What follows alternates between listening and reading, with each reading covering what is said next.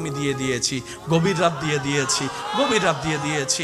দিনের বেলায় নামাজটা পড়ে গভীর রাতে এসে আমি রবের সাথে প্রেমের কথা একটু বল না, একটু প্রেমের কথা বল না। আমি গভীর রাতে তো আমি আল্লাহ ডাকতে থাকি, কার কি সমস্যা আছে বান্দা, আমি রবকে একবার বল, আমি রবকে একবার বল, আমি রবকে একবার ডেকে তো দেখ। বান্দারে, কে আছস অসুস্থ, আমি রবকে জানা, কে আছস অভাবী, আমি রবকে জানা, কার কি সমস্যা, আমি রব তোদের কথা শুনবো। রব ডাকতে থাকে, রব ডাকতে থাকে।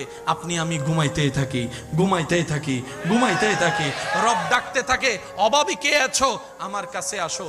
আপনি আমি ঘুমের মধ্যে থাকলাম, সকালটা হলো, এবার সেই অভাবটাকে কাঁধের মধ্যে নিয়ে অভাব দূর করার জন্য বিভিন্ন অনৈতিক কাজের মধ্যে লিপ্ত হয়ে গেলাম, আল্লাহ নারাজ হয় এমন কাজে লিপ্ত হয়ে গেলাম। রব বলে যে একটু অপেক্ষা তো করতেই আমার জন্য। এই অপেক্ষাটার নামই হচ্ছে সবর, এই অপেক্ষার নামই হচ্ছে ধৈর্য।